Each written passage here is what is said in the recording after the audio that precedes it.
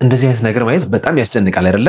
ይህ ኤፒሌፕሲ ወይም የሚጥል በሽታ ይባላል። ህፃናት እንደዚህ ሲሆኑ ማየት በጣም አስጨናቂ ነው። በተለይ ደግሞ ለወላጅ ልጅ እንደዚህ ሆኖ ማየት በጣም አስጨናቂ ነገር ነውና ይህ ኤፒሌፕሲ የሚባለው ነገር ከምንድን ነው የሚከሰተው? ህክምና ምን ይመስላል? አይነቶቹ የትኞቹ ናቸው የሚለውን በዛሬ ቪዲዮ ልነግራችሁ መጥቻለሁ። ይህን ቪዲዮ የሰራሁት ከባለፈው ቪዲዮ የቀጠለ ሲሆን ብዙ ሰዎች ኮሜንት ላይ ስራልን እያላችሁ ስለጠየቃችሁ ፌብራይል ሲጀር እና ኤፒሌፕሲ ልዩነታቸውን ነግራችኋለሁ። ባለፈው ቪዲዮ ህፃናት በትኩሳት ምክንያት ብቻ ራሳቸውን እንደሚስቱ እንደሚያንቀጠቅጡ ነግራችኋለሁ።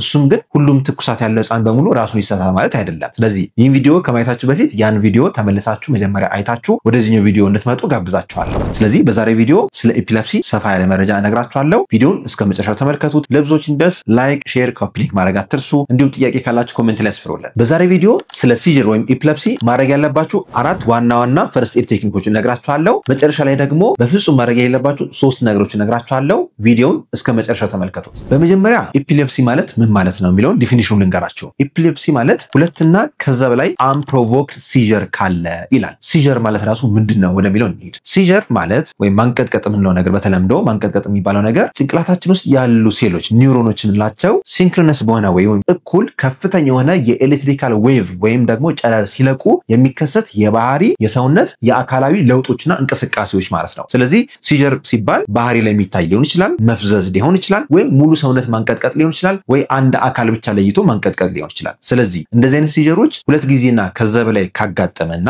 ድግግሞሹ ከበዛ እሱ ምን እንለዋለን? ኤፒሌፕሲ እንለዋለን። ሁለት ጊዜና ከዛ በላይ መሆኑ ብቻ ሳይሆን አንፕሮቮክድ መሆን አለባቸው። ያ ማለት በምክንያት የተነሳሳ መሆን የለበትም። ለምሳሌ በትኩሳት ከተነሳሳ ፌብራይል ሲጀር ይባላል። በባለፈው ቪዲዮ እንደነገርኳችሁ በትኩሳት ከመጣ ፌብራይል ሲጀር ይባላል እንጂ ኤፒሌፕሲ አይባልም። ወይም በጉዳት ለምሳሌ አንድ ሰው ጭንቅላቱን ተመቶ በሆነ ምክንያት ወዲያው ቢያንቀጠቅጠው ራሱን ቢስት ይህ ኤፒሌፕሲ አይባልም። ትራውማቲክ ስለሆነ ወይም ደግሞ ምክንያት ስላለው ወይም ደግሞ ኤሌክትሮላይት ኢምባላንስ ሶዲየም፣ ካልሲየም የመሳሰሉት ንጥረ ነገሮች ተሳብተው ወይም ስኳር መጠኑ ቀንሶ ቢያንቀጠቅጠው ይህም ኤፒሌፕሲ አይባልም። ሲጀር ግን ይባላል። ስለዚህ ሲጀር ማለት እኩል የሚለቀቁ ዌቮች የሚያመጡት አካላዊና ባህሪያዊ ለውጦች ሲሆን ኤፒሌፕሲ የሚባለው ግን ያለ ምክንያት ወይም ምክንያት የለሽ ሆኖ ሁለት ጊዜና ከዛ በላይ ከደጋገመ እሱ ኤፒሌፕሲ ይባላል። ስለዚህ አይ ቲንክ እነዚህ ሁለቱ ሲጀር የምንለውና ኤፒሌፕሲ የምንለው ነገር የተለያዩ ዲፊኒሽን አላቸው፣ ግን ተዛማጅ ነገርም ይኖራቸዋል ማለት ነው። የሚገርማችሁ አንዳንድ የሲጀር አይነቶች ወይም የኤፒሌፕሲ አይነቶች ለመለየት በጣም አዳጋች ናቸው። ወይም ኤፒሌፕሲ ወይም ሲጀር አለበት ለማለት ራሱ በጣም የሚሸውዱ ናቸው። ለምሳሌ አንዳንዱ ኢንፋንታል ስፓዝም ይባላል። ጨቅላ ህፃናት ላይ ድንገት ሰውነታችን እጥፍ የሚያደርግ ነገር ይህ ኢንፋንታል ስፓዝም ይባላል። ሌላ ደግሞ ተጨማሪ 6 አይነት ለየት ያሉ የኤፒሌፕሲ ወይም የሲጀር አይነቶችን እነግራችኋለሁና እነዛን አይነቶች በዝርዝር እያንዳንዱን አቀርብላችኋለሁ። እነዛን የኤፒሌፕሲና የሲጀር አይነቶች በዝርዝር እነግራችኋለሁ። እስከ መጨረሻ ቪዲዮ ተመልከቱ። ከዛ በፊት ግን አንድ ነገር ላስታውሳችሁ። ብሩኪድስ ልዩ ህፃናትና ታዳጊዎች ክሊኒክ 24 ሰዓት ስራ ከጀመረ 10 ድፍን ወራት ተቆጥረዋል። በዚህ ክሊኒክ እጅግ ዘመናዊ የሚባሉ የላቦራቶሪ መሳሪያዎች የተገጠሙ ሲሆን አልትራሳውንድ ምርመራ፣ ሙሉ የላቦራቶሪ ምርመራ ማግኘት ከፈለጋችሁ ከታች ባለው ስልክ ደውላችሁ በአካል መምጣት ትችላላችሁ። ስለዚህ የሲጀር አይነቶች የትኞቹ ናቸው? የመጀመሪያው ጀነራላይዝድ ቶኒክ ክሎኒክ ሲጀር ይባላል። አይኑ ግልብጥ ይላል፣ ሙሉ ሰውነት ሼክ የሚያደርግ ምራቅ ሊዝረበረብ ይችላል፣ ሙሉ ሰውነታቸው ማንቀጥቀጥ ወይም ደግሞ ድርቅ ማለት ሊሆን ይችላል። ይህ ጀነራላይዝድ ቶኒክ ክሎኒክ ሲጀር ይባላል። ሁለተኛው አይነት ደግሞ አንድ ሰውነት እጅን ወይም እግር ብቻ ንጥቅ የሚያደርግ ማዮክሎኒክ ሲጀር ይባላል። ሶስተኛው ደግሞ በፍጹም የማትገምቱት ነገር ደግሞ የማፍዘዝ ሲጀር ይባላል።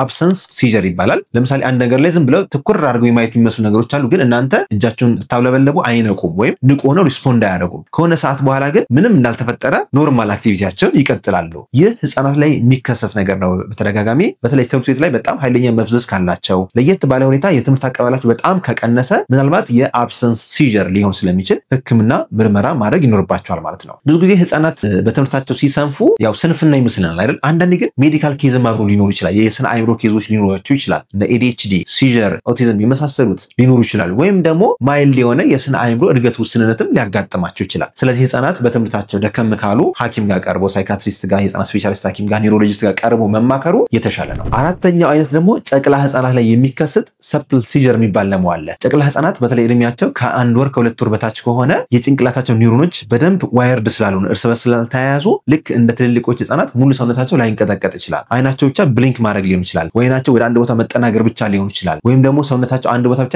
ንጥቅ የሚያደርግ መንቀሳቀሶች ወይም እግራቸው ልክ እንደ ፔዳሊንግ ይባላል የእንቅስቃሴ አይነቶች ሊያሳይ ይችላል። እነዚህ ነገሮች ከታዩ ግዴታ ሐኪም ጋር ቀርባችሁ ማሳየት ይኖርባቸዋል። በተለይ ልብ ምታቸው የሚቀንስ ከሆነ፣ ከንፈራቸው አካባቢ ከለራቸው በጣም የሚጠቁር ከሆነ ያ ሲጀር ሊሆን ይችላል። ስለዚህ ያ ህክምና ምርመራ ይፈልጋል ማለት ነው። አምስተኛው ሲጀር አይነት ደግሞ ሄድ ድሮፕ ወይም ደግሞ አቶኒክ ሲጀር ይባላል። ድንገት አንገታቸው ዘፍ ይልባቸዋል ወይም ውድቅ ይልባቸዋል፣ ወይም ደግሞ በተለየ ሁኔታ ሙሉ ሰውነታቸው ፖስቸር ወይም ቶኑን ያጣና ራሳቸውን ስተው ሊወርቁ ይችላሉ።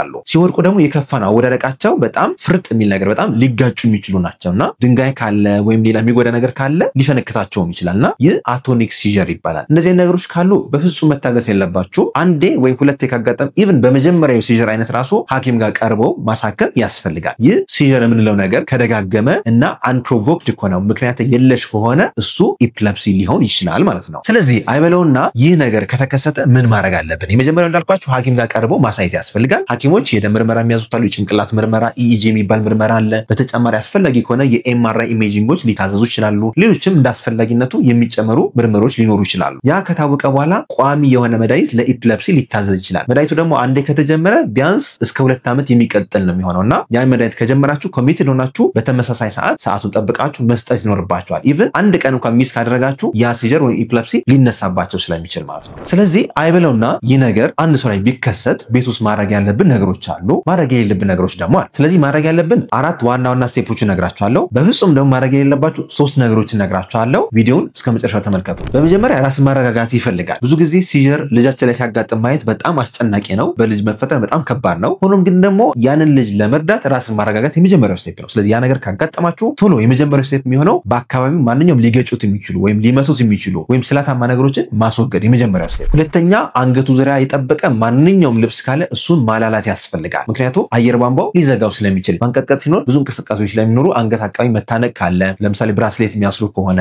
ጥብቅ ያለ ልብስ የሚያደርጉ ከሆነ እሱን መፍታት ይኖርባቸዋል ማለት ነው። ሶስተኛ ማድረግ ያለባቸው ወሳኝ ነገር ደግሞ በጎን ማዞርና መያዝ። ሆኖም ግን ሲያንቀጠቅጠው ሰውነቱ ለመያዝ ማጥበቅ የለባችሁም። ያንቀጠቅጠው ይችላል፣ ያንን ለማስቆም መጣር የለባችሁም። ከዛ ይልቅ በጎን ዞር አድርጋችሁ ምላሱ አካባቢ ያለ መራቅ ካለ ሴክሬሽን ካለ ወደ ውጭ እንዲሆን ወይ ወደ ውጭ እንዲፈስ ማድረግ ይኖርባችኋል። አራተኛው ነገር ደግሞ በህክምናው ኤቢሲ ኦፍ ላይፍ ይባላል። የመጀመሪያው ኤርዌይ ማለት ነው። ኤርዌውን ለመጠበቅ ወይም አየር ቧንቧውን ለመጠበቅ ከአንገቱ ትንሽ ቀና ብታደርጉት ይመከራል። ሆኖም ግን ሲጀር ላይ ከሆነና ያንቀጠቀጠ ከሆነ ያን ማድረግ አይመከርም። ሁለተኛው ደግሞ ብሪዚንግ ማለት ነው። ብሪዚንግ ፓተርኑን ማየት አለባችሁ። በደንብ እየተነፈሰ ነው ወይ፣ አፍንጫውስ በደንብ እየተጠቀመ ነው ወይ፣ አፍንጫው አልተዘጋም ምላሱ አልተዘጋም ወይ የሚለውን በደንብ ማየት አለባችሁ። ከዛ በተጨማሪ ምላሱ አካባቢ ወይም ደግሞ ከንፈሩ አካባቢ መጥቆር ካለ ኦክሲጅን ይፈልጋል ማለት ነው ይሄ ልጅ። ስለዚህ በአፋጣኝ ሆስፒታል መሄድ ይኖርባችኋል። ሲ የሚለው ሰርኩሌሽን ነው። ይህ የሐኪሞች ተግባር ነው። ደም ግፊቱ ይለካል። ከዛ ቀጥሎ ደግሞ ዲ ላይ ዴክስትሮስ ወይም ሹገር ሌቭሉ ቼክ ይደረጋል ማለት ነው። ይህ የሐኪሞች ስራ ነው። በዋነኝነት እናንተ ኤ እና ቢ ላይ ፎከስ ማድረግ ይኖርባችኋል ማለት ነው። እነዚህ ማድረግ ያለብን 4 ቲፖች ናቸው።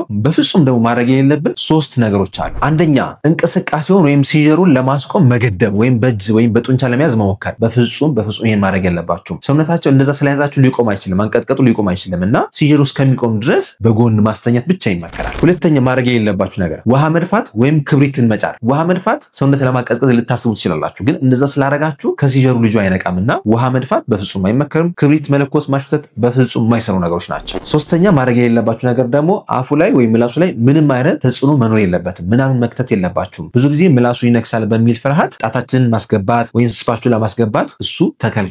ስለዚህ ማድረግ ያለባችሁ በጎን መያዝ፣ ቅድም ያልኳችሁ ስቴፖች በሙሉ መከተልና ራስን ማረጋጋት፣ ቀጣይ ደግሞ ወደ ህክምና ቦታ በአፋጣኝ መውሰድ። እነዚህ በጣም ወሳኝ የሆኑ ፈርስት ኤድ ቴክኒኮች ናቸው። እነዚህም ሁላችሁም ማወቅ ይኖርባችኋል። ስለዚህ ይህ ኢፕለፕሲ የሚባለው ኬዝ ልጃችን ላይ ከተከሰተ ማድረግ ያለብን ደግሞ ጥንቃቄዎች ወይም ወላጆች ማድረግ ያለባችሁ ማወቅ ያለባችሁ ነገር አለ። አንደኛው ጥንቃቄ መድኃኒቱን በሰዓቱና በጊዜው እንዲወስድ ማድረግ። ሁለተኛው ጥንቃቄ ደግሞ ትምህርት ቤት ላይ ይህ ኬዝ ቢያጋጥም አስተማሪዎች ምን ማድረግ እንዳለባችሁ ቀድማችሁ ከአስተማሪዎች ጋር መነጋገር ይኖርባችኋል። ሶስተኛ ውሃ አካባቢ፣ እሳት አካባቢ በብዛት እንዳያዘወትሩ ማድረግ። በእነዚህ አካባቢ ድንገት ውሃ ላይ ቢገቡ ወይም ደግሞ ቢሰጥሙ ከፍተኛ የሆነ አደጋ ሊከሰት ይችላል። ስለዚህ ውሃና እሳት አካባቢ በጣም ጥንቃቄ ማድረግ ይመከራል። ሶስተኛው ነገር ደግሞ በስፖርት ወቅት ከፍተኛ የሆነ አደጋ የሚያስከስቱ ለምሳሌ በጣም በፍጥነት ሳይክል መንዳት ሊሆን ይችላል፣ ወይም ደግሞ ከፍተኛ ፎርስ ያላቸው እንቅስቃሴዎች የሚጠቀሙ ከሆነ ሄልሜት መጠቀም ይኖርባቸዋል። ለምን ሲጀር ወይም ኢፕለፕሲ አንዱ የሚቀሰቀሰው ነገር መጋጨት ነው። ያንን መጋጨት ለመቀነስ ሄልሜት ያስፈልጋቸዋል፣ ድንገት ቢወድቁ ድንገት ቢጋጩ። አምስተኛ ልጆ በቂ እንቅልፍ እንዲያገኝ መርዳት ይኖርባቸዋል። የተመጣጠነ ምግብና በቂ እንቅልፍ መተኛት በጣም